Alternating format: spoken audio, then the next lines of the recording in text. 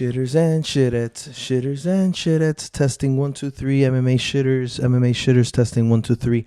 What's up, guys? It's the MMA Casual. I've been gone for a few weeks. Honestly, a good 5 or 6 weeks. The UFC has not been producing lately, and you can't blame them because everything after UFC 298 is absolute bangers. All the cards are full of just star power and a lot of guys who are just going to go in there and give us shows. So I think we went on a little hiatus after December, and since then, it's been very blah. The fight nights haven't been good. There was like 4 weeks that we didn't get fights. But now we're back, we're better, and it's actually the reason I'm making this video. The reason I'm making this video is exactly what the title says, and it's the biggest draws in the UFC. Because in the last few weeks since we've experienced this, I was saying to myself, man, who are the guys who are running the show right now? You know, back in the day, we had Chuck Liddell, more recent, McGregor, guys like that, who you saw them fighting, and you were like, oh, I gotta watch that fight. So I came up with a list, top 10 guys who in the UFC are the draws, who's running the show, and we're gonna start that off right now. But before we do so, be sure to subscribe, guys. I'm the MMA Casual, and I give you everything UFC. All right, what's important before I start this list is to clarify. First off, this is not based off any data, metrics, anything like that. It's purely based on opinion. Do I have my criteria? Of course. It has to do with how active a fighter is, how likable or not likable a fighter is, how big he is in his country, if he's, from a country who doesn't have a lot of fighters, so it even causes more attention to him. Just a lot of different things, how good they are, if they're up and coming, if they're undefeated. So just quite a few things. Their mic work, so bear with me. I know there's going to be a lot of you who hate this, but I want to hear it in the comments. Be sure to let me know what you think and how dumb you think I am and how much of a casual we all are. But anyway, let's get to it. Starting off, number 10. I gave that spot to somebody special, an up-and-comer who's proved himself quite a few times up to this point, and he just moved into a new division, and he's contending. And in the next 2 fights, I think he'll fight for the title, and that's Khamzat Chimaev. I wish he was a little more active. I want to see him fight someone from his division now because he moved up to middleweight, but he fought a true welterweight. You got to give him credit because he beat Kamaru Usman, one of the best welterweights, but I want to see him really dive into the middleweight division, and then I think he deserves a title shot. But with that being said, the guy's very talented. He's passed all his tests. I think he might be a champ in the UFC, and he has a huge backing behind him. The up-and-comer, Khamzat Chimaev. That's our number 10. Number 9, I gave this to someone who you may disagree, but I think it makes a lot of sense when I put it into perspective. Number 9 goes to Sean O'Malley, and he's actually one of my favorite fighters, and I think he has the style, he has the look, but Sean O'Malley's missing something in my book, and that's to talk the talk. I think he is a little awkward almost, and he isn't too comfortable in these press conferences or talking shit. He almost looks uncomfortable, and a lot of the times the exchanges are awkward or almost childish. And I think if he really works on that presentation, that confidence, and he's a little wittier on stage in front of the mic, man, I think Sean O'Malley is what they want him to be, and like McGregor 2.0. But I think he's missing that mic work. Number 8, Leon Edwards. I've always kind of put a lot of hate on this guy's name. I've made videos about how wrong I was about it. That's a whole different conversation, but I got to give credit when it's due. And Leon Edwards is a fantastic fighter. He's proven to be a fantastic champion. He's proven himself in the last 3-4 fights, in my opinion, more and more. He only gets better. He is Leon Edwards, right? And he has a whole country behind him. I think he's good. He's very humble. He's come from nothing. I think he's just a really likable guy. And because of that, I think he has a complete package. I think he doesn't stress too much on selling fights. I think he's really just that Rocky type of guy. Just go in there. I want to prove myself. I want to overcome adversity. And for that, I put him at number 8. Number 7, and someone who's proven himself, in my opinion, in the last few months. I didn't think this guy was as popular as he was, and I didn't think he was that much of a draw because of his fight style. But at number 7, I'm going to give it to Sean Strickland. And when he became champ, he really took control of the UFC for a little bit. For these last 2 months, Sean Strickland was everything in the UFC. When there was no fights going on, he took the media by storm. He has Nina Drama behind him and his wacky social media. He's one who doesn't really think before he speaks, and honestly, it's his gimmick. It works for him. He's that crazy redneck, I don't care what anybody thinks type of guy, and it works for him. A lot of people respect it, and I thought that a lot of people might dislike him for it, but I think it's brought him more attention and good for him, and because of that, I'm going to put him at number 7. Number 6, I'm putting another foreigner here. I'm putting number 6, our current lightweight champion, Islam Makhachev. I think he's a great fighter. You have to respect him, but he gets the same type of respect that Khabib Nurmagomedov got. Just an outstanding guy. Goes in, gets his fighting done, goes back. Obviously, we have to attribute that to his culture and how he does things. He's not one to talk shit.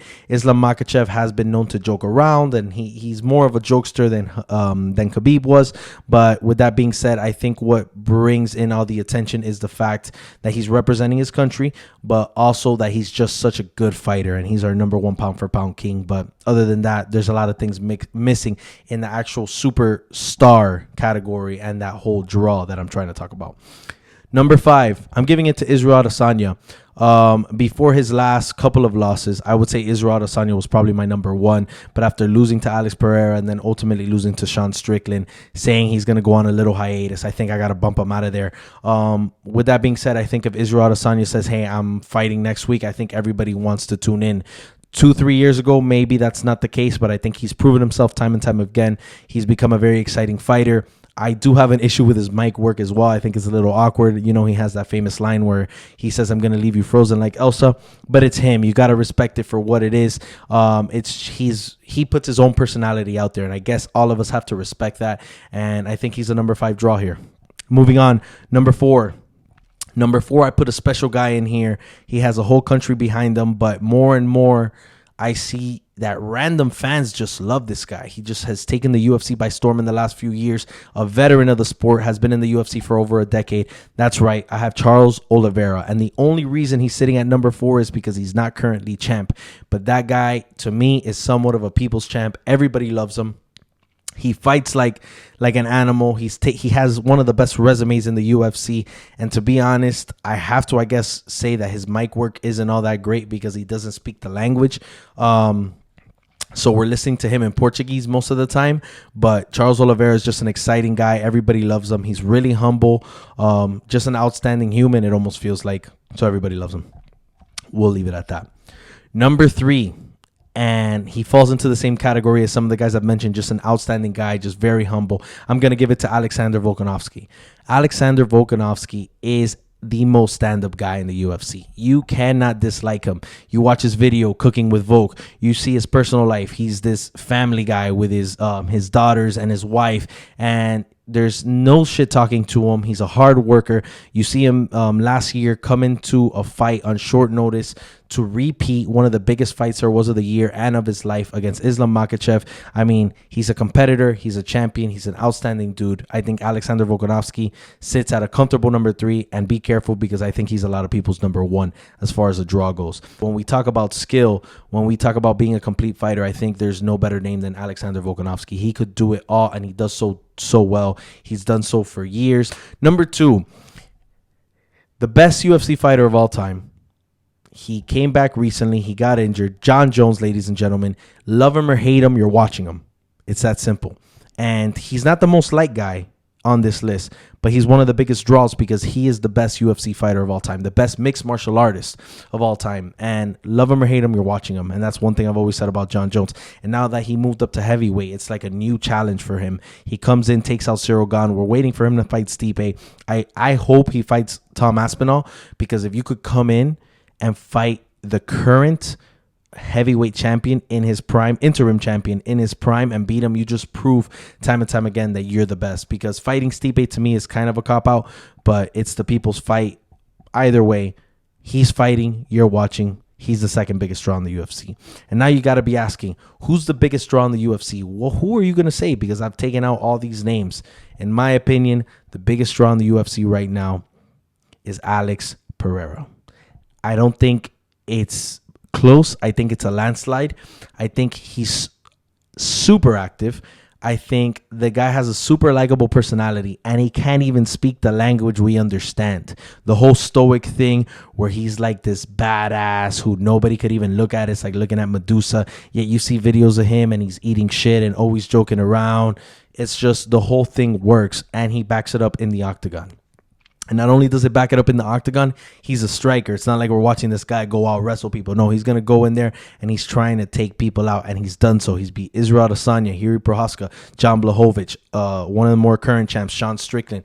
He is running the UFC by storm. Being a kickboxer and coming into the UFC, it's just been very impressive in 2 different divisions. I think the guy does it all. Of course, can he be a bigger draw if he spoke English and could communicate a little more with, the majority of the fans? Of course, but some way this guy manages to be a huge draw without speaking the language, and I think that's super impressive. So anyway, that's my top 10 draws in the UFC right now.